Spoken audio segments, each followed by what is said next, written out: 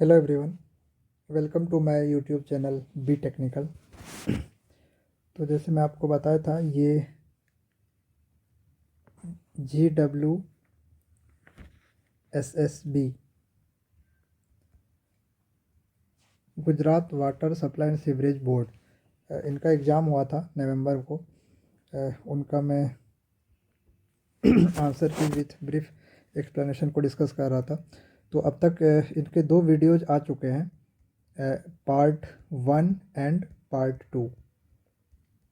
तो इस दोनों वीडियोस में मैं लगभग 100 क्वेश्चन टेक्निकल के कवर कर चुका हूं, और इनके जो भी एग्ज़ाम पैटर्न है उसके बारे में आपको इस वीडियोस में मिल जाएंगे। तो आप पार्ट 1 और पार्ट 2 अगर नहीं देखें तो पहले उसको देखिए, फिर आप नेक्स्ट क्वेश्चन इसमें देख सकते हैं। तो आज मैं ऑलरेडी क्वेश्चन नंबर 200 तक डिस्कस कर चुका हूँ। तो 201 से स्टार्ट करेंगे और 50 क्वेश्चन आज मैं कवर करूँगा। तो चलिए स्टार्ट करते हैं। क्वेश्चन नंबर 201 ये कह रहा है, minimum cover for 16 mm diameter bar placed as main reinforcement in the rib for precast reinforce concrete rib slab unit shall be. Rib slab के लिए मिनिमम कवर कितना देते हैं अगर 16 mm का डाया है तो ये जो कवर डालते हैं ये 20 mm होता है, ठीक है। सो 20 का करेक्ट आंसर होगा। तो जैसे मैं आपको बता चुका हूँ कि इसके सारे क्वेश्चंस जो है वो यूनिक है। अभी तक जितने पीएससी के एग्ज़ाम मैंने डिस्कस किया है उनमें से सबसे टफ एग्ज़ाम ये जो है GWSSB का ये हुआ था। तो आप इनके लेक्चर सीरीज़ को ज़रूर देखें। टोटल 4 वीडियोज़ आएंगे 4 पार्ट में। सारे क्वेश्चन अलग मिलेंगे, डिफरेंट मिलेंगे, यूनिक मिलेंगे। नेक्स्ट क्वेश्चन है, which of the following is the least incompressible fluid. जो लीस्ट इनकम्प्रेसिबल है, तो आपको ऐसे क्वेश्चन ऑप्शन के हिसाब से देखना होता है। तो आप अगर ऑप्शन के थ्रू जाएंगे तो इसमें हीलियम जो है वो लीस्ट कंप्रेसिबल है। ओके, तो सी इसका करेक्ट आंसर हो जाएगा। नेक्स्ट क्वेश्चन है, find the ratio of velocity when surge moving in upstream and surge moving in downstream if the ratio of initial velocity of stream to velocity of surge is 0.8। मतलब v1 divided by, अगर मैं जो velocity of surge है उसको w मान लूँ, तो v1 अपन vw जो है वो 0.8 ये दिया हुआ है, इन्होंने बोल रखा है। तो ये बोल रहा है कि उसका रेशियो क्या होगा जब सर्ज अप स्ट्रीम में मूव कर रहा है to the surge when downstream move कर रहा है। तो जब अप स्ट्रीम में मूव करेगा तो ये क्या हो जाएगा v1 प्लस vw, और जब डाउन स्ट्रीम में मूव करेगा तो ये क्या हो जाएगा v1 माइनस vw। तो इनका रेशियो आपको लेना है। तो आपको यहाँ से v1 की वैल्यू क्या मिल जाएगी, 0.8 vw। Okay, so v1 is equal to 0.8 vw, इसमें पुट कर दीजिए। तो 0.8 vw प्लस vw यानी 1.8 vw, और इसमें अगर पुट करेंगे तो 0.8 माइनस vw, तो ये हो जाएगा आपका माइनस का 0.2 vw। और इनका रेशियो जब आप लेंगे तो ये आपको 90 के आसपास आएगा, मतलब 9 के आसपास आएगा। ओके, सो इसमें मैं ऑब्जेक्शन में ये करना चाहूँगा कि इसका आंसर जो होगा 9 होना चाहिए, बट ये 0.9 दिया है, तो 0.9 इसका आंसर गलत लग रहा है। इसका आंसर जो होगा वो 9 होना चाहिए। सो क्वेश्चन नंबर 203 को मैं ऑब्जेक्शन में रखता हूँ, इसको आप बाद में देख सकते हैं।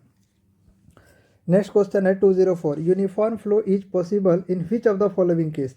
किस केस में यूनिफॉर्म फ्लो पॉसिबल है। तो ऑप्शन में अगर आप जाएंगे तो अगर सबसे पहला कंडीशन क्या होता है, चैनल जो है वो प्रिज्मेटिक होना चाहिए। Okay, and flow in the middle of a long channel, मतलब कोई लॉन्ग चैनल है उसके मिडल में जो है वो प्रिज्मेटिक होना चाहिए। मतलब ऐसे समझ लीजिए सेक्शन चेंज नहीं हो रहा है, डेप्थ चेंज नहीं हो रहा है, तो हम क्या कहेंगे, यूनिफॉर्म फ्लो है। ओके, तो सी इसका करेक्ट आंसर हो जाएगा।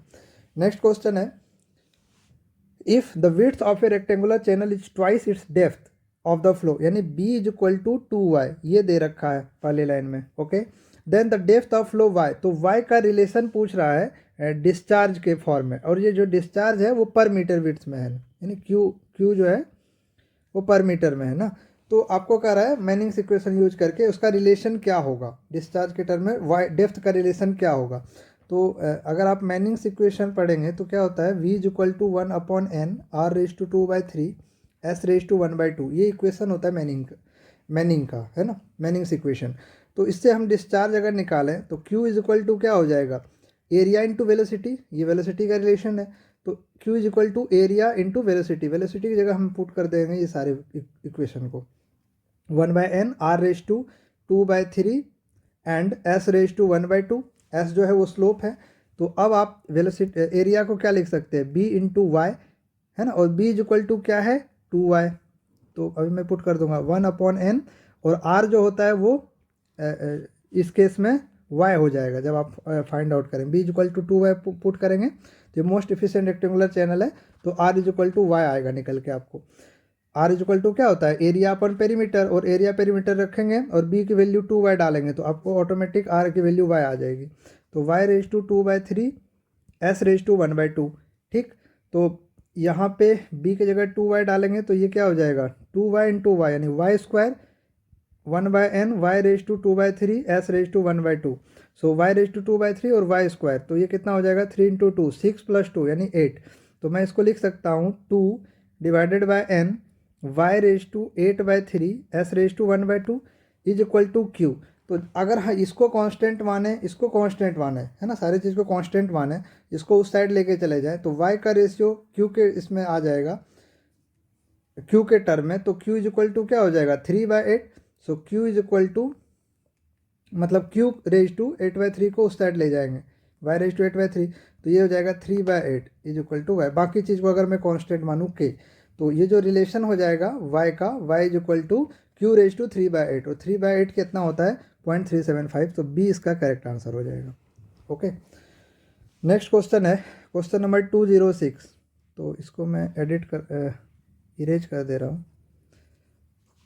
ये क्वेश्चन कह रहा है कि आपको हेड लॉस निकालना है जब सडन एक्सपांसन होता है। सपोज करो ये पाइप है, इसमें सडन एक्सपांसन होता है इस तरह से, यहाँ पे इसकी डाया d है, यहाँ पे इसकी डाया कैपिटल D है। तो ये d की वैल्यू कितनी है 6 सेंटीमीटर, और ये d की वैल्यू कितनी है 12 सेंटीमीटर। 12 सेंटीमीटर कैपिटल डाया है। तो सडन एक्सपांसन हो रहा है, तो यहाँ पे वेलोसिटी ज़्यादा होगा, यहाँ पे वेलोसिटी कम होगा। जैसे एरिया बढ़ जाएगा वेलोसिटी कम हो जाएगी। तो उस केस में जब आप लॉस निकालेंगे, हेड लॉस सडन एक्सपांसन के केस में, तो वो होता है v1 माइनस v2 का whole square divided by 2g। ठीक है, क्योंकि v1 ज़्यादा होगा तो v1² / 2g minus v2² / 2g, तो you can say v1 minus v2 whole square divided by 2g। अब आप यहाँ से रिलेशन निकाल लीजिए, क्योंकि डिस्चार्ज तो सेम रहेगा, तो q इज इक्वल टू क्या होता है एरिया इंटू वेलोसिटी, तो दोनों जगह वही आ जाएगा। तो a1 v1 is equal to a2 v2। तो a1 का क्या हो जाएगा π/4d², उधर भी π/4d² कैंसिल हो जाएगा। तो मैं इसको डायरेक्टली लिख सकता हूँ कि v2 के टर्म में। ठीक है, सो v2 इज इक्वल टू क्या हो जाएगा, a1 आपका कितना 6, तो 6/12 का होल स्क्वायर इंटू v1, तो 6/12 यानी 1/2 इसका स्क्वायर, तो कितना हो जाएगा 1/4। मतलब v2 इज इक्वल टू क्या हो जाएगा 1/4 ऑफ v1। तो जब आप v1 माइनस v2 में पुट करेंगे ये वैल्यू, v2 को यहाँ पे पुट करेंगे, तो आपको ये वैल्यू निकल के आ जाएगा h की वैल्यू 9/16 v²/2g। Okay, 9/16 v²/2g। तो d इसका करेक्ट आंसर हो जाएगा। ठीक है, चलिए नेक्स्ट क्वेश्चन है 207। इसमें कह रहा है the pressure rise due to water, water hammer का ये क्वेश्चन है। तो सडन क्लोजर जब हम करते हैं, ठीक है, आपको ध्यान रखना है दो तरह के क्लोजर होता है, एक सडन एक ग्रेजुअल। तो सडन क्लोजर कह रहा है, और द डिस्चार्ज जो पाइप है वो रिजिड है। बस ये चीज़ें, दो चीज़ें आपको क्वेश्चन में देखना होता है कि क्लोजर जो है वो कौन सा है, सडन है या ग्रेजुअल है। तो यहाँ पे सडन दिया हुआ है, पाइप इलास्टिक है कि रिजिड है, तो पाइप रिजिड है। बस इसके बाद कुछ नहीं देखना है, डायरेक्ट आप फार्मूला लगा दीजिए। तो जब पाइप सडन क्लोजर हो रहा है और रिजिड है तो मतलब इलास्टिसिटी 0, तो ये टर्म पूरा 0 हो जाएगा। तो इसका जो फार्मूला ये निकल के आएगा प्रेशर, वो हो जाएगा रो जी भी, क्या आएगा रो वी सी, है ना। ये जो फार्मूला आएगा निकल के, ये आएगा रो वी सी। ये होता है रिजिड के लिए और जब सडन क्लोजर करते हैं, ठीक है, सडन क्लोजर होगा उसके केस में ये होता है रो वी सी।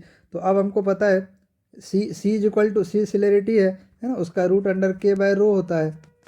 ओके, मतलब वेलोसिटी ऑफ वेव। तो ये √k/ρ हम निकालते हैं, इसके फार्मूला होता है। तो इसमें पुट कर दीजिए रो इंटू वी, सी की जगह क्या पुट करेंगे √k/√, होल रूट होता है √k/ρ। तो ये क्या हो जाएगा, यहाँ √ρ है, यहाँ रो है, तो ये कैंसिल करेंगे तो ऊपर क्या आ जाएगा √ρ into velocity into root under K. तो जब रो की वैल्यू आपको दी हुई कितना 1225, तो रूट अंडर 1225 आप पुट करेंगे इंटू वी रूट अंडर के, है ना। तो 1225 का जो रूट होता है वो 35 होता है, तो 35 वी रूट अंडर के। तो आपका आंसर जो निकल के आएगा वो ए निकल के आ जाएगा, तो ए इसका करेक्ट आंसर हो जाएगा। ओके, नेक्स्ट क्वेश्चन है two pipe of same length and diameter D and 2D। Okay, D and 2D are connected in series, the diameter of the equivalent pipe. देखिए दो पाइप है सीरीज में connected है, suppose कि इसकी dia कम है इसकी डाया ज़्यादा है, इस तरह से सीरीज में कनेक्टेड है, तो इसकी डी हो गए इसकी डाया 2D हो गए। तो जब सीरीज कनेक्शन होता है तो उस केस में डिस्चार्ज क्या होगा, सेम रहेगा Q1 is equal to Q2, लेकिन हेड लॉस अलग होता है, HF is equal to HF1 plus HF2। ठीक, तो जब आप इसमें पुट करेंगे वैल्यू HF की तो क्या हो जाएगा, F 8FL Q square by pi square G D⁵, है ना। सिमिलरली इसमें भी पुट करेंगे तो ये D⁵ के टर्म में आता है, प्लस इसमें भी सेम चीज़ करेंगे तो D की जगह क्या डालेंगे अपन 2D। ओके, इधर इक्विवेलेंट आ जाएगा तो ये most of the term cancel हो जाएगा, तो मैं डायरेक्ट इक्विवेलेंट के केस में लिख दूंगा D equivalent is equal to 1 upon D⁵ plus 1 upon 2 D⁵। तो 2 का ⁵ कितना हो जाएगा 32, तो 32 इंटू D⁵। ठीक, तो जब आप निकालेंगे D इक्विवेलेंट तो ये वैल्यू हमेशा लेस देन 1.2 आएगा, आप ये निकाल के देखेंगे तो ये लेस देन 1.2 आएगा, इसलिए इसका D जो होगा वो करेक्ट आंसर हो जाएगा। ओके, चलिए इसको मैं इरेज कर देता हूँ। नेक्स्ट क्वेश्चन है with increase in ageing of pipe, with increase in ageing of pipe the ratio of maximum velocity to mean velocity in a turbulent flow. देखिए ये पाइप है, एजिंग के कारण क्या होता है, एजिंग मतलब इसकी ये बढ़ते जाएगी, है ना, फ्रिक्शन कोफिशिएंट बढ़ते जाएगी तो ये डाया इसका घटते जाएगा। तो जैसे एजिंग बढ़ते जाएगा, फ्लो टर्बुलेंट है, टर्बुलेंट फ्लो में इस तरह से होता है जो वेलोसिटी डिस्ट्रीब्यूशन होता है।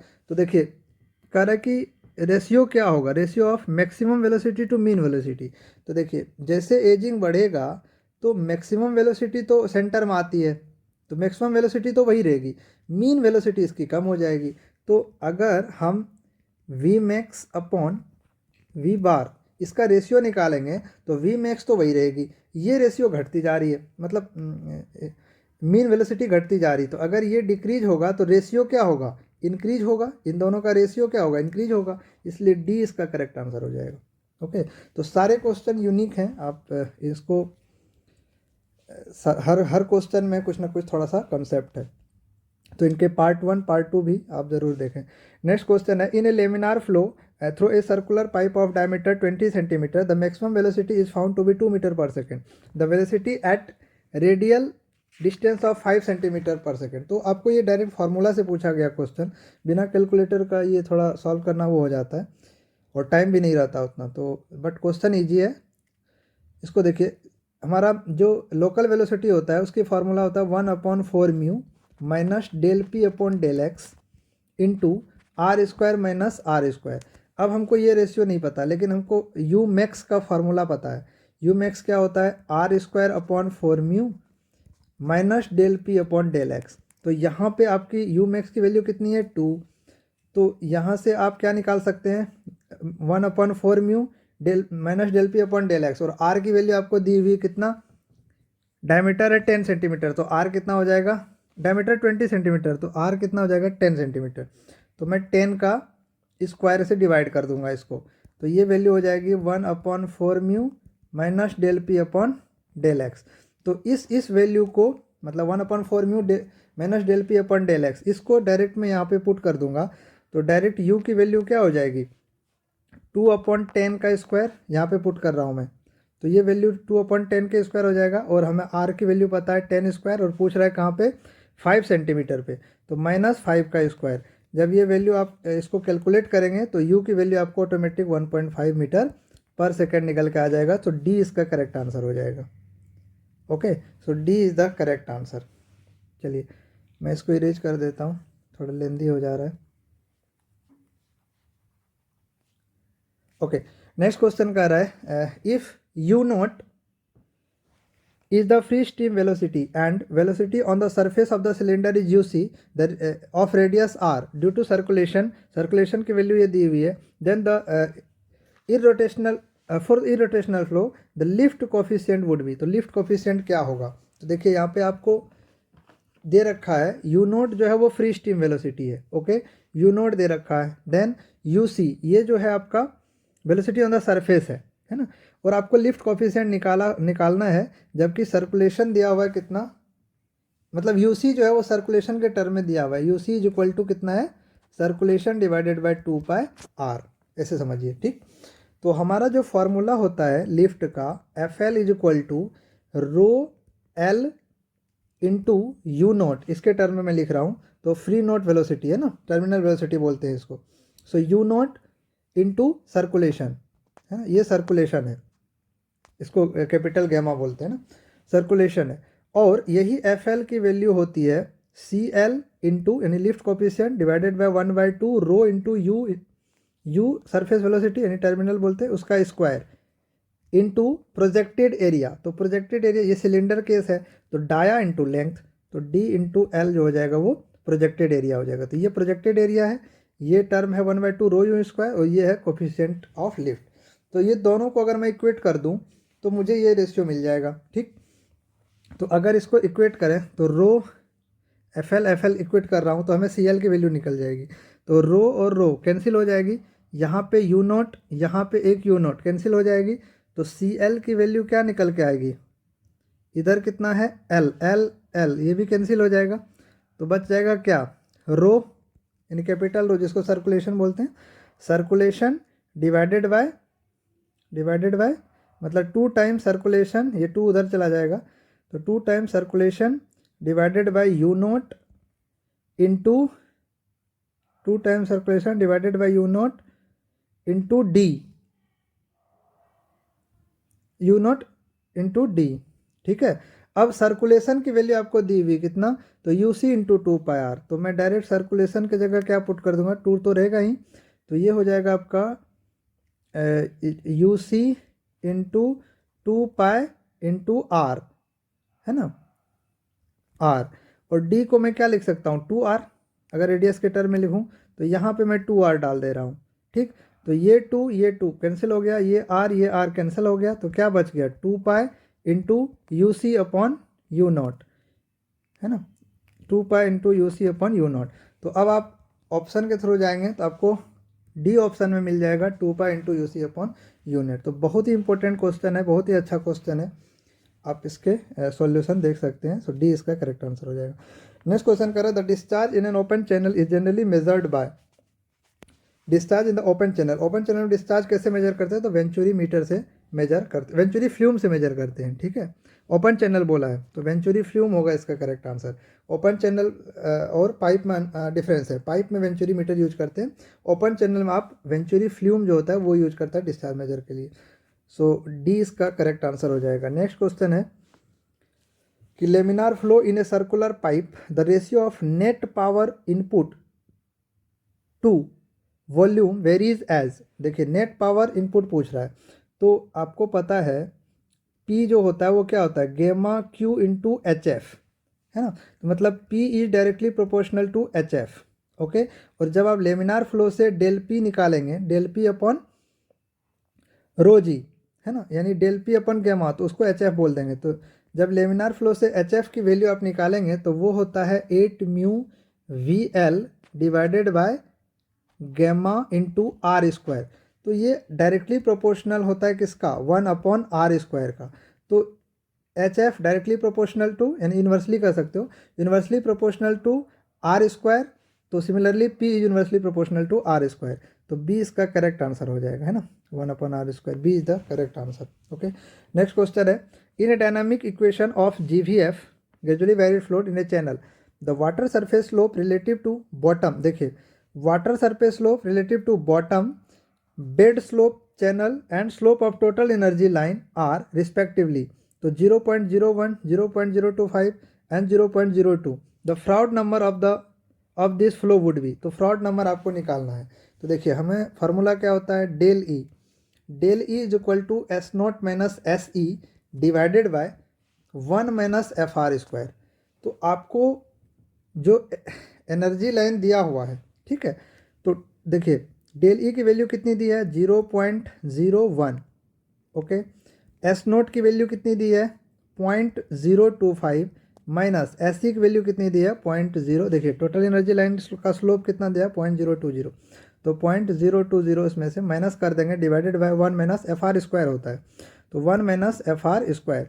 तो जब आप यहाँ से एफ आर कैलकुलेट करेंगे तो you will get F R value is 0.707, okay 0.707। So A is the correct answer, ये जो होगा वो करेक्ट आंसर हो जाएगा।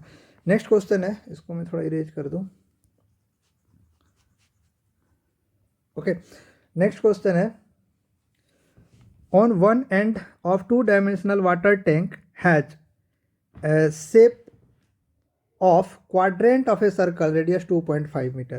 क्या कह रहा है कि एक वाटर टैंक है, उसकी जो शेप है वो क्वाड्रेंट ऑफ ए सर्कल है, ओके यानी इसकी रेडियस दी है 2.5 मीटर, 2.5 मीटर इसकी रेडियस है, ये सेंटर हो गए।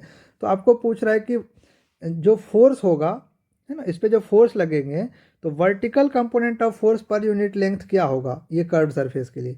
तो आप ये हाइड्रोलिक्स का ही क्वेश्चन है, वाटर टैंक यहाँ पे यूज किया है कंफ्यूज करने के लिए। तो इस केस में देखिए हॉरिजॉन्टल फोर्स ऐसे लगता है एफ एच और वर्टिकल फोर्स ऐसे लगता है एफ बी, है ना। तो वर्टिकल कंपोनेंट निकालने बोला है, तो वर्टिकल कंपोनेंट हम कैसे निकालते हैं कि वहाँ से सरफेस तक जो वॉल्यूम होगा वो हम निकालते हैं। एफ की वैल्यू क्या होता है रो जी वी, है ना। तो डायरेक्टली आप यहाँ से निकाल सकते हो, तो आप पुट कर दो, इसका वॉल्यूम क्या हो जाएगा, जो एरिया रहेगा तो एरिया क्या हो जाएगा इसका, एरिया हो जाएगा इसका पाई आर स्क्वायर बाय 4, है ना, इंटू 1, पर मीटर लेंथ में निकाला इंटू 1, तो वॉल्यूम निकल जाएगा मल्टीप्लाइड बाय, देखिए इसमें kgf में पूछा है ना, तो इसको 1000 से आप डायरेक्ट मल्टीप्लाई कर दो इंटू 1, तो ये डायरेक्टली आपको आ जाएगा 4906.3, तो बी इसका करेक्ट आंसर हो जाएगा, ओके। नेक्स्ट क्वेश्चन है, which of the following part of Pelton turbine actively helps in meeting the variable demand of the power. तो इसके लिए सबसे पहले आपको देखिए पेल्टन टर्बाइन जो होता है ना वो टेंजेंशियल फ्लो टर्बाइन होता है, क्या होता है tangential flow turbine, okay. Next है कि ये टेंजेंशियल फ्लो टर्बाइन होता है, इसके जो कंपोनेंट होते हैं वो होते हैं आपका नोजल, है ना, नोजल विथ अरेंजमेंट, है ना, nozzle with flow regulating arrangement, जो भी फ्लो रेगुलेटिंग अरेंजमेंट होगा, तो एक कंपोनेंट ये हो गए। दूसरा बकेट एंड रनर होता है, ठीक है, रनर एंड बकेट ये भी इसके कंपोनेंट है। तीसरा जो ब्रेक जेट होता है वो भी उनके कंपोनेंट है, और पेन स्ट्रोक वो भी उनके कंपोनेंट है। तो ब्रेक जेट भी कंपोनेंट है, रनर एंड बकेट भी कंपोनेंट है, लेकिन ये क्या कर रहा है कि डिमांड को हेल्प कौन सा है जो हेल्प करता है, तो नोजल एंड सीयर अरेंजमेंट जो है वो डिमांड को हेल्प करता है। सो 20 के करेक्ट आंसर हो जाए। नेक्स्ट क्वेश्चन है कि ये रिसिप्रोकेटिंग पंप से क्वेश्चन है कि एक रिसिप्रोकेटिंग पंप है जिसकी मैकेनिकल इफिशियंसी दी है 75%, कह रहा है कि उसके जो फ्लो रेट है वो भी आपको 80 kg पर सेकेंड में दिया हुआ है, हेड आपको दिया हुआ है, आपको पावर निकालना है, ठीक है, पावर कितना होगा। तो पावर हम कैसे निकालते हैं, गैमा जी एच, रो जी एच, गैमा नहीं रो, अगर आप जी दे दिए तो रो हो जाएगा, तो रो जी एच, है ना, रो जी एच इसका क्या होता है पावर। तो जब आप इसमें पुट करेंगे, देखिए ये केजी पर सेकेंड में है, ओके, तो आपको उसको लीटर में कन्वर्ट करना पड़ेगा, केजी को मतलब 80 इंटू इसको मीटर क्यूब में कर दीजिए, तो 10⁻³ से मल्टीप्लाई करना पड़ जाएगा, ठीक है। तो जब आप इसको फाइंड आउट करेंगे इसमें 1000 इंटू 1 ही रहेगा, ये एच हो जाएगा कितना 25, ओके। तो ये वैल्यू जब ये करेंगे तो आपको ये पी आउटपुट निकलेगा, ओके। अब हमको मैकेनिकल इफिशियंसी निकालना है, तो पी रिक्वायर्ड जो हो दिया हुआ है मैकेनिकल इफिशियंसी 75, तो पी रिक्वायर्ड जो होगा so this value divided by 0.75, इसको 0.75 से आप मल्टीप्लाई करेंगे तो आपको निकल के आएगा 26160, इतना वाट में आएगा निकल के, ठीक है। तो ये वैल्यू अगर आप मैच करेंगे तो एक भी मैच नहीं करेगा, इसलिए डी इसका नन ऑफ द आंसर होगा sir, okay, D is the correct answer, none of this, एक भी मैच नहीं कर रहा है, ठीक है। नेक्स्ट क्वेश्चन है, if a turbine of 5 metre runner, देखिए एक टरबाइन है, रनर की डाया दिया हुआ है कितना 5 मीटर, उसकी हेड दी है कितनी 365 मीटर, ये एच दिया है, ये आर दिया है, डाया दिया है सॉरी, तो डी बोल दीजिए इसको। नेक्स्ट है इसकी स्पीड भी दी हुई है एन की वैल्यू दी हुई है। ज्योमेट्रिकली सिमिलर टरबाइन, एक ज्योमेट्रिकली सिमिलर टरबाइन है, उसकी डाया है यानी D2 मान लो, और उसकी हेड दी है H2 मान लो, आपको एन निकालना है। तो जो हमारा रिलेशन होता है वो क्या होता है, relation that is N, U is directly proportional to pi D N by 60, pi D N by 60, तो इसको आप कांस्टेंट ही माने, तो u is directly proportional to D N बोल सकते हैं। तो आप यहाँ से निकाल दिया, और u is directly proportional to root under 2gh, तो directly proportional to root h भी हो जाएगा। तो u इसके प्रोपोर्शनल, u इसके प्रोपोर्शनल, तो हम कह सकते हैं कि डी एन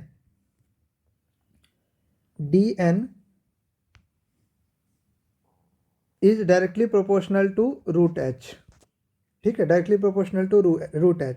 तो अगर हम सिमिलर करेंगे एक और दूसरे से, तो D N upon root H of 1 is equal to D N upon root H of 2।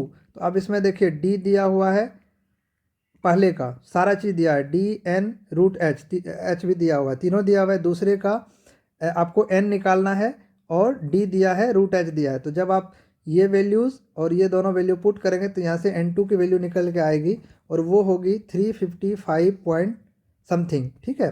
तो ए जो होगा वो करेक्ट आंसर हो जाएगा इसका, ओके। मतलब डायरेक्टली आपको डी की वैल्यू कितनी दी है, 5 गुणे N2 है आपका कितना 150 डिवाइडेड बाय रूट अंडर 361, और मल्टीप्लाइड बाय इधर से क्या आ जाएगा आपका रूट एच मतलब 9 डिवाइडेड बाय डी कितनी है 1 मीटर दिया हुआ है। तो इसको पुट मतलब कैलकुलेट कीजिए तो आपको 355 पॉइंट समथिंग, ये is the correct answer. Next question कह रहा है, if 5 cylinders reciprocating pump rises the water level by 100 meter and theoretical discharge is 0.2 meter cube per second, the velocity of the deliver pipe is 2 meter per second, total head loss of pipe is 20 meter, what would be the mechanical losses। ये mechanical losses निकालना है आपको, तो इसको मैं नहीं किया हूँ, इसकी जो करेक्ट आंसर है वो 30.05 आता है, थोड़ा सा लेंदी जा रहा है इसलिए मैं इसको स्किप कर दिया। क्वेश्चन नंबर 220 ये कह रहा है, the maximum permissible suction lift for centrifugal pump is, देखिए सक्शन लिफ्ट जो होता है परमिसिबल वो 10 मीटर के आसपास होता है, ओके। यहाँ पे ऑप्शन में कोई है नहीं, तो इसको आप ऑब्जेक्शन में लिख सकते हैं, बट 20 इसका करेक्ट मान सकते हैं। तो मिनिमम जो है वो 20 है, बाकी तो और इससे भी ज़्यादा है, तो 20 फीट मान सकते, अच्छा फीट में दिया है ना, तो आप इसको 20 फीट जो है वो करेक्ट आंसर हो जाएगा, है ना। 10 मीटर होता है मैक्सिमम, तो 20 फीट आप इसको करेक्ट आंसर में मान सकते हैं। अगर कन्वर्ट करेंगे तो आपको 10 मीटर के आसपास या उससे कम ही मिलेगा, okay. So A is the correct answer, इसको ऑब्जेक्शन में नहीं जाएगा ये क्वेश्चन, ठीक है, इसका A is the correct answer. Next question है, according to recommendation of IS 4987 1968 how many rain gauge would be required for 1170 square kilometre of hill area में जो रिक्वायर्ड होता है, मतलब 130, ये इंपॉर्टेंट है यहाँ पे, 130 स्क्वायर किलोमीटर के लिए एक रेन गेज लगता है। तो 1170 के लिए कितना लगेगा, डिवाइड बाय 130 कर दो तो कितना हो जाएगा 1170 डिवाइड बाय 130, तो ये 9 के आसपास आपका आएगा, exact 9। So D is the correct answer. Next question है, if the ratio of electrical conductivity of irrigation water to leach out water is 0.25 then what would be the leaching requirement of the soil. देखिए ये जो leaching requirement LR निकालेंगे आप, इनका ratio जो होता है ना, क्या कर रहा है, electrical irrigation water leached out is 0.25 then what would be the leaching requirement of that soil. देखो सॉइल का divided by leaching requirement of जो दिया हुआ इरिगेशन का, ओके। ये दोनों का रेशियो 1 होता है हमेशा, वेलोसिटी रेशियो भी 1 होता है, ये रेशियो भी 1 होता है। तो अगर हमको सॉइल का निकालना है तो 0.25 ये दिया हुआ है, तो 1 × 0.25, तो ये वैल्यू बी ही रह जाएगी, 0.25 ही रह जाएगी, ओके। नेक्स्ट क्वेश्चन है, which of the following are Indian standard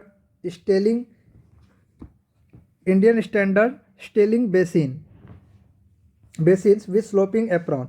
तो स्लोपिंग एप्रॉन के लिए कौन सा यूज होता है, which of the following are Indian standard stilling basin, okay. तो इसमें जो होगा देखिए 3 1 3 1 4 इस टाइप का तो होगा नहीं, या तो 1 2 होगा या तो 3 4 होगा, तो आपको ऑप्शन से एलिमिनेट करना है। तो जिसमें 1 3 1 4 है वो तो ऐसे ही छाड़ दीजिए, जैसे 2 4 है ये तो कट गए, 1 3 है ये कट गए, तो 1 2 एंड 3 4, तो 1 2 नहीं होगा, ये 2 3 4 होगा, ये इज द करेक्ट आंसर, है ना। Water logging occurs when the water table जब रूट जोन में पहुंच जाता है तो वाटर लॉगिंग होता है, डी इसका करेक्ट आंसर हो जाएगा। गैरेट डायग्राम जो होता है वो चैनल डिजाइन करने के लिए यूज होता है ना, कैनेडीज थ्योरीज में यूज होता है, कैनेडीज थ्योरीज में गैरेट डायग्राम यूज होता है, A is the correct answer. एक strip footing on saturated clay possesses a bearing capacity 200 kilometre, एक स्ट्रिप फुटिंग है उसकी बियरिंग कैपेसिटी दिया है 200 kilometre per metre square. Okay, what will be the bearing capacity of circular footing, तो circular footing का bearing capacity जब आप निकालेंगे तो उसके फार्मूले में भी आपको लग जाएगा, इनिशियल में ही एक फैक्टर होता है 1.3, है ना। अब ये पूछ रहा है किसके लिए, क्ले सॉइल है सैंडी सॉइल, तो देखिए यहाँ पे क्ले दिया हुआ है, सैचुरेटेड क्ले, तो क्ले सॉइल में नेक्स्ट टर्म जो होता है वो सब जीरो हो जाता है, तो सिर्फ एक ही टर्म रहेगा 1.3 CNC, तो 1.3 और ये वैल्यू आपको दिया हुआ है, तो ऑब्वियसली बात है ये 200 से ज़्यादा होगा, इसलिए ए इज़ द करेक्ट आंसर होगा 226 का। नेक्स्ट क्वेश्चन है 227, ए ग्रेविटी डैम, एक ग्रेविटी डैम आपको दी हुई है, देखिए इस तरह से, उसके टॉप विड्थ है 1 मीटर, बॉटम विड्थ है 3 मीटर, टोटल हाइट है 190, टोटल हाइट दिया कितना 190 metre, dry cohesionless backfill of unit weight 20 kilo newton पर मीटर है, इसका जो यूनिट वेट है वो 20 किलो न्यूटन पर मीटर क्यूब है, and the angle of shearing resistance is 30 degree, यानी 5 की वैल्यू दी हुई है 30 degree. Then the factor of safety of sliding, देखिए आपको मैं डायरेक्ट बता देता हूँ, जो sliding factor of safety against sliding जो होता है that is mu into W divided by F H, F H जो होता है वो हॉरिजेंटल फोर्स कितना आएगा, अगर इधर मिट्टी भरी हुई तो इसके लिए हॉरिजेंटल फोर्स कितना आएगा, और ये जो होता है म्यू इंटू डब्ल्यू, ये यहाँ पे कितना रेसिस्टेंट डेवलप होता है, उन दोनों का रेशियो जो होता है वो फैक्टर ऑफ सेफ्टी हो जाएगा। इसलिए इसका जब आप ये कैलकुलेट करेंगे डायरेक्ट यहाँ से, इसका एरिया ले लीजिए, उसके यूनिट वेट से मल्टीप्लाई कर दीजिए, है ना, एरिया ले लीजिए और उसको यूनिट वेट से मल्टीप्लाई कर दीजिए, पर मीटर में आ जाएगा। ओके, डिवाइडेड बाय आप एफ एच का फोर्स कैसे, इस तरह से प्रेशर डिस्ट्रीब्यूशन होगा, तो अगेन यहाँ आपका प्रेशर मिल जाएगा, तो वहाँ इसका एरिया ले लीजिए तो पर मीटर में वो दे देगा, तो दोनों का रेशियो आप लेंगे तो ये 2.3 के आसपास आएगा। So A is the correct answer, ये जो होगा वो करेक्ट आंसर हो जाएगा इसका। नेक्स्ट क्वेश्चन है the safe bearing pressure for a raft foundation, raft foundation के लिए पूछ रहा है कि safe bearing pressure on sand, देखिए ये सब इंपॉर्टेंट है, सैंड पे पूछ रहा है, is found to be higher than that for an individual footing, because individual footing से सैंड के केस में हायर होता है राफ्ट फाउंडेशन में, उसका रीजन दिया हुआ है ऑप्शन में, because the permissible total settlement is twice, ना ये गलत है, देखिए इसका डायरेक्ट सी जो है वो करेक्ट आंसर है, मैं बताता हूँ आपको कैसे। The differential settlement is less for raft, raft foundation में जो डिफरेंशियल सेटलमेंट होता है वो सैंड के केस में 25 mm होता है, कितना 25 mm होता है, जो कि सबसे मिनिमम होता है। क्ले के केस में कितना होता है 40 mm, ठीक है, इसलिए वो ज़्यादा होता है। ओके, ये मिनिमम होगा तो उसका सेफ बेरिंग कैपेसिटी क्या होगा, हाइयर, सेटलमेंट कम हो रहा है तो सेफ बेरिंग कैपेसिटी ज़्यादा होगा, ऑब्वियसली बात है। तो क्ले के केस में 40 होता है और सैंड के केस में 25 होता है डिफरेंशियल सेटलमेंट। ओके, यहीं अगर आइसोलेटेड फुटिंग की करें तो क्ले के केस, सैंड के केस में आइसोलेटेड में ये है आपका किसके लिए, राफ्ट फाउंडेशन के लिए, ये राफ्ट फाउंडेशन के लिए होता है, और आइसोलेटेड में सैंड के लिए होता है आपका 40 mm और क्ले के लिए होता है आपका 65 mm। ओके, ये आइसोलेटेड फुटिंग के लिए। अगर डिफरेंशियल सेटलमेंट पूछे इसी का तो क्ले के केस में थोड़ा ज़्यादा हो जाएगा, 65 to 100 mm हो जाएगा। ओके, नेक्स्ट क्वेश्चन है question number 229, determine the load carrying capacity, load carrying capacity आपको निकालना है pile foundation engineer new record formula, engineering news record formula, यानी ENR बोलते हैं इसको, है ना, पाइल फाउंडेशन में यूज होता है ये। तो वुडन पाइल दिया हुआ है, उसका drop hammer 30 kilometre, height of free fall 1 और पेनिट्रेशन बिलो 5 mm दिया हुआ है। तो जब आप इनसे निकालेंगे तो फार्मूला होता है WH divided by factor of safety, यानी F बोल देता हूँ S + C/2, okay, S plus C by 2। तो सी की वैल्यू जो दी हुई है आपको वो दी हुई नहीं है, तो सी की वैल्यू जनरली 2.5 लेते हैं, तो 2.5 डिवाइड बाय 2, तो ये हो जाएगा 1। ये देखिए ये लेते हैं सेंटीमीटर में, मैं आपको बता देता हूँ, ये किलो न्यूटन में दिया हुआ।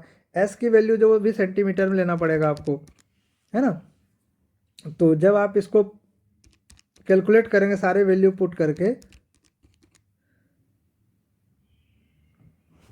डब्ल्यू वैल्यू 30 दी है, एच की वैल्यू 100 सेंटीमीटर आ जाएगा, एफ जो लेंगे वो 6 ले लेंगे, तो W into H divided by 6, S की वैल्यू आपको दी हुई है 5 mm जो भी है, प्लस सी बाई 2, सी की वैल्यू 2.5 है ना सेंटीमीटर में, तो आपका ये वैल्यू निकल के आ जाएगा 1.111। एग्जैक्ट ये आंसर नहीं आता है, बट आयोग ने यही दिया है, तो आप इसको भी ऑब्जेक्शन में रख सकते हैं। ओके, नेक्स्ट क्वेश्चन है, which statement is true for ground improvement. Ground improvement के लिए कौन सा ट्रू है ना। तो pre compression soil is generally effective in only clay and silt. Clay और सिल्ट के केस में जो प्री कंप्रेशन है वो इफेक्टिव होता है, ये स्टेटमेंट करेक्ट है। बाकी स्टेटमेंट देखेंगे आप, तो compaction pile can be use for cohesive soil. Cohesive soil के लिए कभी कंपैक्शन पाइल यूज हम नहीं करते हैं, ठीक है, सैंड में करते हैं, तो ये तो गलत हो गया statement. Deep mixing can be use for rock. Rock के लिए डीप मिक्सिंग करके क्या करेंगे, ये क्ले में करते हैं। Densification by vibro floating is not effective for cohesionless soil. अरे यार, वाइब्रो फ्लोटिंग जो होता है वो उसी में इफेक्टिव होता है, so D is the D जो है इसके हिसाब से गलत है, ये नॉट कर रहा है बट उसी में है, ठीक है, तो तीनों गलत है, ए इसका करेक्ट आंसर है। नेक्स्ट क्वेश्चन है, consider the following assumption for slope stability analysis. Slope stability analysis अगर स्लोप स्टेबिलिटी एनालिसिस से ये स्टेटमेंट पढ़ेंगे तो आपका 1, 3 एंड 5 यानी सी जो है वो करेक्ट आंसर है। 1, 3 एंड 5, 1, 3 एंड 5 है ना, ये एजम्पशन जो है आपको लेने पड़ते हैं फ्रिक्शन सर्कल मेथड में। तो फ्रिक्शन इज फुली मोबिलाइज, ये करेक्ट है। Total stress analysis is use, effective use नहीं करते हैं, टोटल स्ट्रेस यूज करते हैं। और पांचवा कह रहा है रिजल्टेंट आर जो होता है वो tangential to the friction circle, friction circle पे टेंजेंशियल होता है, ठीक है, R sine alpha friction circle पे टेंजेंशियल होता है, इसलिए पांचवा जो है वो करेक्ट है। The angle of inclination of the failure plane behind a vertical retaining wall in an active state incline to the horizontal at an angle of. देखिए एक्टिव स्टेट में पूछा है, पैसिव में पूछता तो 45 माइनस 5/2 होता, मतलब ये जो स्लोप है एक्टिव के केस में जब सॉइल वो करता है ना, तो वो क्या हो जाएगा, थोड़ा सा इधर की तरफ आ जाएगा, तो ये जो एंगल ऑफ इंक्लिनेशन बनेगा वो क्या हो जाएगा 45 प्लस 5/2, सो बी इसका करेक्ट आंसर होगा। अगर पैसिव का केस रहता तो 45 माइनस 5/2 हो जाता। नेक्स्ट क्वेश्चन है, the ultimate bearing capacity of A square footing on surface of saturated clay having unconfined compressive strength 50। देखिए क्ले सेचुरेटेड क्ले है, अनकन्फाइंड यानी क्यू यू की वैल्यू दी है कितनी 50, तो क्यू यू वैल्यू दी है तो सी की वैल्यू निकल जाएगा क्यू यू/2, तो ये कितनी हो जाएगा 25 किलो न्यूटन पर मीटर स्क्वायर। तो सी की वैल्यू हमको निकल गया। ये स्कैम्पटन इक्वेशन यूज करने बोल रहा है। स्कैम्पटन इक्वेशन देखिए ये सब चीज़ आपको याद रखना पड़ेगा, मैंने बताया टोटल क्वेश्चन एकदम फ्रेम किया हुआ है। तो स्कैम्पटन इक्वेशन जो होता है उसमें जब आप अल्टीमेट बेयरिंग कैपेसिटी निकालेंगे क्यू अल्टीमेट, तो वो होता है 6 times of C N C की वैल्यू 1 हो जाएगा, तो 6 टाइम ऑफ सी बोल देंगे। ओके, अब क्ले है तो बाकी चीज़ तो 0 हो जाएगा नेक्स्ट टर्म इसका। ओके, सो 6 इंटू सी, तो 25 गुणे 6, सी की वैल्यू 25 है, इसको 6 से मल्टीप्लाई करोगे तो 150 किलो न्यूटन पर मीटर स्क्वायर इसका आंसर आ जाएगा। तो 150 is the correct answer A.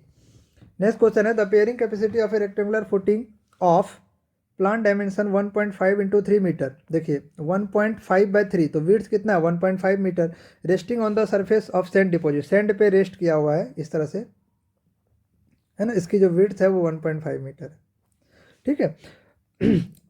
Deposit estimated 600 kilo newton पर मीटर स्क्वायर, तो बियरिंग कैपेसिटी कितनी दी है 600।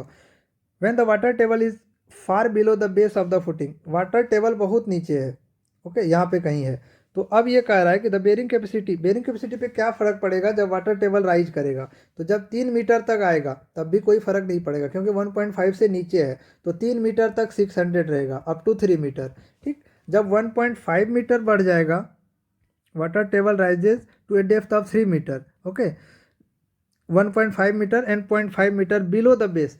तो बेस से 3 मीटर तक तो कोई फर्क नहीं पड़ेगा, 1.5 मीटर यहाँ तक भी कोई फर्क नहीं पड़ेगा, जब इससे नीचे आएगा तो फर्क पड़ेगा। तो 600 यानी 3 मीटर बिलो तक कोई फर्क नहीं, 1.5 मीटर बिलो तक कोई फर्क नहीं, और इसके बाद जब आएगा यानी 0.5 मीटर बिलो, इस रेंज में आएगा, अगर ये 1.5 है, ठीक है, यानी जो विड्थ होता है ना फुटिंग का, उससे भी जब नीचे जाएगा तो कोई, जब उसके बीच में आएगा तो फर्क पड़ता है, और जब फुटिंग से ऊपर रहेगा यहाँ तक आएगा तो, ठीक है। तो इस केस में हमको आर क्यू एक करेक्शन फैक्टर लेना पड़ता है। तो R Q is equal to क्या होता है, 1/2 into 1+ZQ divided by B, ठीक। तो यहाँ से पुट कर लीजिए 1/2 1+ZQ वैल्यू क्या हो जाएगा 0.5। मैं थर्ड केस ले रहा हूँ, जब यहाँ से जस्ट 0.5 नीचे रहेगा तो 0.5 डिवाइडेड बाय बी 1.5। तो यहाँ पे जब ये वैल्यू पुट करेंगे तो यू विल गेट 0.6666 समथिंग। तो 0.66 को हम 600 से मल्टीप्लाई कर देंगे, तो ये वैल्यू आ जाएगी आपको 400। तो 600 600 400, तो 600 600 400 B is the correct answer हो जाएगा, ओके। नेक्स्ट क्वेश्चन है, the surcharge loading required to be placed on the horizontal backfill of a smooth retaining vertical wall so as to complete eliminate tensile crack, है ना, tensile crack completely eliminate करेंगे तो कितना load surcharge ऊपर put करेंगे, ठीक। तो देखिए ये केस कौन सा है, horizontal backfill smooth retaining wall completely eliminate tensile crack, है ना, क्ले का केस है। तो इस केस में जो ये वैल्यू आएगी निकल के ऊपर में, है ना, कितना सरचार्ज की वैल्यू आएगी निकल के, तो वो होता है 2C divided by root under KA। ये गेट का क्वेश्चन है, गेट में पूछा गया है, ये भी क्वेश्चन आपको गेट में है, ये गेट 2007 का क्वेश्चन है, ये भी क्वेश्चन आपको गेट में मिल जाएगा। सो डी इसका करेक्ट आंसर हो जाएगा। नेक्स्ट क्वेश्चन है, following value were observe during the standard penetration test, what is the N value. देखिए ये रिपीटेड क्वेश्चन है जीपीएससी का। तो एन वैल्यू निकालना है, तो 0 से 150 तक हम कोई नहीं लेते हैं, उसके बाद का काउंट करते हैं। तो 150 से 300, 300 से 450, तो 7 + 11 18, C is the correct answer. Next question है, which of the following statement is incorrect, कौन सा इनकरेक्ट है। तो dry density is the bulk density of soil in dry condition, dry condition में ड्राई डेंसिटी जो होता है वो बल्क डेंसिटी के बराबर होता है, ये स्टेटमेंट गलत है, okay. The void ratio of saturated soil can be determined from its water content, water content से वाइड रेशियो निकालते हैं, ये कह रहा है कौन सा स्टेटमेंट इनकरेक्ट है ना। तो void ratio of saturated soil can be determined from water content, तो वाटर कंटेंट से हम निकाल सकते हैं वाइड रेशियो, क्या होता है SE = WG, तो यहाँ से आप निकाल सकते हैं, तो ये स्टेटमेंट करेक्ट है। 100% saturation line and 0% air void line are identical, ये भी सही है, दोनों आइडेंटिकल होता है। तो 2 और 3 दोनों करेक्ट है, 1 गलत है, तो ये पूछ रहा है कौन सा इनकरेक्ट है, तो ये इसका करेक्ट आंसर हो जाएगा। नेक्स्ट क्वेश्चन है, for a soil sample of unit weight gamma void ratio E porosity N degree of saturation S, इसमें रिलेशन आपको बोल रहा है, तो gamma = G + SE, gamma W 1 + E, ये रिलेशन सही है, बी इसका करेक्ट आंसर है। नेक्स्ट क्वेश्चन है, the sieve analysis of a soil gave the following results, percentage passing 75 micron sieve, 4% retain on 4.75 mm sieve, 50 = 50। देखिए ये sieve एनालिसिस का question है, क्वेश्चन नंबर 239। इसमें आपको दिया हुआ है कि जो 75 माइक्रोन sieve से पास कर रहा है वो 4% है, 4.75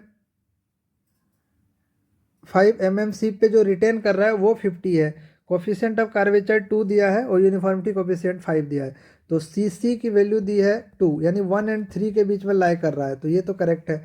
और CU यूनिफॉर्मिटी कोफिशिएंट CU की वैल्यू दी है 5, यानी >4, तो ये भी लाई कर रहा है, और 4.75 पे रिटेन कर रहा है तो वो 50 है ना, पास कर रहा है वो 4% है, तो रिटेन कर रहा है मतलब ग्रेवल है, ज़्यादा रिटेन कर रहा है तो ग्रेवल है, और ये दोनों कंडीशन फुलफिल कर रहा है तो क्या हो जाएगा वेल ग्रेडेड ग्रेवल, है ना। वेल ग्रेडेड ग्रेवल को क्या लिखते हैं GW लिखते हैं, ओके, वेल ग्रेडेड ग्रेवल, तो ए इसका करेक्ट आंसर हो जाएगा। नेक्स्ट क्वेश्चन है, the basic structure unit of clay minerals compose, clay mineral किससे बना हुआ होता है, बेसिक स्ट्रक्चर यूनिट उसका क्या होता है क्ले मिनरल का। सो 1 aluminium atom surrounded by 6 hydroxyl atom, ये इसका करेक्ट आंसर है। एक एल्युमिनियम होता है सराउंड सेंटर में, उसके चारों तरफ 6 हाइड्रोक्साइल एटम सराउंडेड होता है। तो सी जो होगा वो करेक्ट आंसर होगा। नेक्स्ट क्वेश्चन है, ये भी आप फार्मूला पे डायरेक्ट क्वेश्चन है, अगर आप इसके सारे चीज़ पुट करेंगे तो डी आपको करेक्ट आंसर मिलेगा, 0.001 log E 1000 by pi. Next question है, the piping failure in a hydraulic structure can be controlled by. Piping failure कैसे कंट्रोल करते हैं किसी भी हाइड्रोलिक स्ट्रक्चर में, तो हम क्या एक कट ऑफ प्रोवाइड करते हैं ना, तो प्रोवाइडिंग वर्टिकल कट ऑफ वाल बिटवीन द हाइड्रोलिक स्ट्रक्चर है ना, जैसे कि ये डैम है ना, उसके बेस में आप ये फेल हो रहा है, पाइपिंग फेलियर हो रहा है, तो क्या एक पाइप बनता है यहाँ से, है ना, यहाँ का सॉइल अपवर्ड डायरेक्शन में फ्लो कर जाता है, डाउन स्ट्रीम डायरेक्शन में, ठीक है, इस तरह से ये फ्लो करता है। तो हम क्या करते हैं, एक वर्टिकल कट ऑफ वाल डाल देते हैं तो फ्लो पाथ बढ़ जाता है, तो ये इसका करेक्ट आंसर हो जाएगा सी। नेक्स्ट है, a stratified soil deposit consist of profile as shown in the figure below. ये surcharge load of 60, surcharge load यहाँ पे 60 किलो न्यूटन का, कितने का, 60 किलो न्यूटन का पर मीटर स्क्वायर का सरचार्ज लोड है। तो ये कह रहा है कि the effective pressure at level BB level पे और सीसी लेवल पे क्या होगा। ओके, आपको इफेक्टिव प्रेशर निकालना है। तो देखिए हमारा कितना है, ये सरचार्ज लोड है 60, तो क्या आ जाएगा, जब हम इस लेवल पे निकालेंगे, इस लेवल पे, तो एक सरचार्ज का ये आएगा 60 प्लस ये वाला आ जाएगा आपका, ठीक है, तो ये कितना हो जाएगा 1.5 मिलीग्राम पर मीटर क्यूब है। इसको कन्वर्ट करोगे तो 15 से मल्टीप्लाई इंटू 10 से मल्टीप्लाई कर दो तो ये 15 किलो न्यूटन पर मीटर क्यूब में आ जाएगा, ठीक है। तो इसको डेप्थ से मल्टीप्लाई कर दें मीटर स्क्वायर में आ जाएगा, तो 15 या 45, तो ये हो जाएगा आपका 45, ये हो जाएगा 60, तो 60 प्लस 45 105। सिमिलरली ये जब यहाँ पे आएगा इस लेवल पे तो ये भी बढ़ जाएगा, तो क्या हो जाएगा ये अगेन, ये तो 60 रहेगा, 60 प्लस ये कितना हो जाएगा, ये हो जाएगा आपका 15 इंटू 6, तो 90 प्लस 60, तो 150 हो जाएगा। ये आपका हो जाएगा कितना 90, ठीक है, क्योंकि हाइट कितनी हो जाएगी 3 मीटर 3 मीटर 6 मीटर हो जाएगा, 6 इंटू 15, तो ये 150 हो जाएगा। तो 105 150 ऑप्शन में देख लीजिए, 105 150, तो 20 का करेक्ट आंसर हो जाएगा, यानी बीबी पे 105 और सीसी पे 150 आंसर हो जाएगा। नेक्स्ट क्वेश्चन है, a semi infinite soil mass is loaded with load intensity 300 kilo Newton, 300 kilo newton पर मीटर स्क्वायर सरफेस पे है, तो वर्टिकल स्ट्रेस एट ए डेप्थ 0.2 पे उतना ही रहेगा, सी इसका करेक्ट आंसर हो जाएगा। नेक्स्ट क्वेश्चन है, the following result were obtain in a from a consolidated undrained test on a normally consolidated clay, normally consolidated NCC, normally consolidated clay.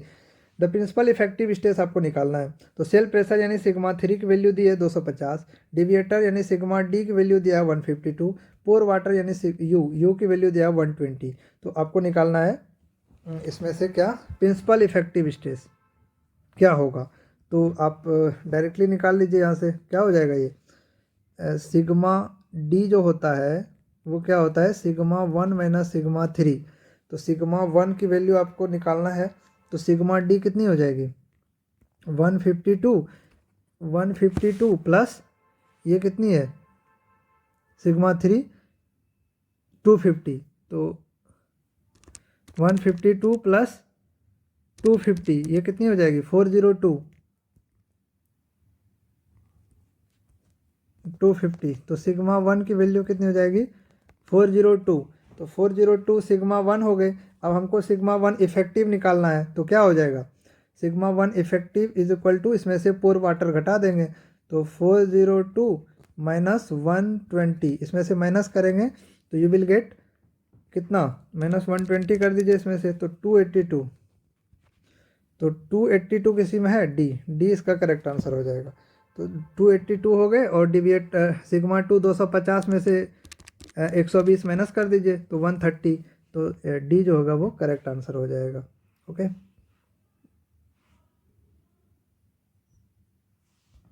D जो होगा वो करेक्ट आंसर होगा। नेक्स्ट क्वेश्चन है, a railway embankment of height 2 metre was constructed at site A having the layer 8 metre thick.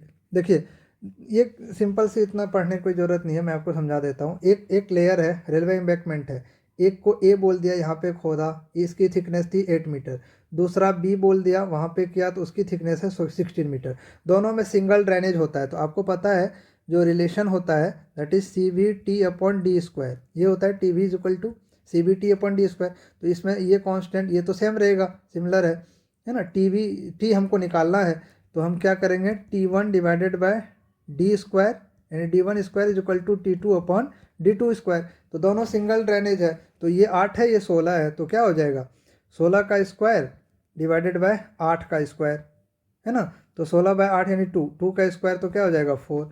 तो T की value आपको 4 आ जाएगा। एक को 1 साल लग रहा है कुछ समथिंग, देखिए एक का 1 साल लग रहा है ना, तो दूसरे का कितना लगेगा 4 साल। आप देखिए क्वेश्चन पढ़ेंगे तो सी इसका करेक्ट आंसर हो जाएगा। नेक्स्ट क्वेश्चन है which component represent the minor principal stress in a Mohr circle of a direct shear. देखिए ये जो है ये मैक्सिमम प्रिंसिपल स्ट्रेस है सिग्मा 1, तो ये प्लेन क्या हो जाएगा मेजर, और ये प्लेन क्या हो जाएगा माइनर। तो माइनर पूछा है तो एक्स, ये इज द करेक्ट आंसर। तो नेक्स्ट क्वेश्चन है what is the shear strength in kilo pascal in terms of effective stress in a plane within saturated soil mass. देखिए इसमें टोटल नॉर्मल स्ट्रेस यानी total normal stress दिया हुआ है sigma N की value दी है 295, और पोर वाटर प्रेशर यानी यू की वैल्यू दिया है 120, और सी कोहेजन दिया हुआ है आपको कितना 12, और फाई की वैल्यू दी हुई है 45 डिग्री। आपको शियर स्ट्रेंथ निकालना है। एस इज इक्वल टू क्या होता है C plus sigma N tan phi. Okay, तो सी की वैल्यू कितनी हो जाएगी 12 प्लस सिग्मा एन की वैल्यू कितनी 295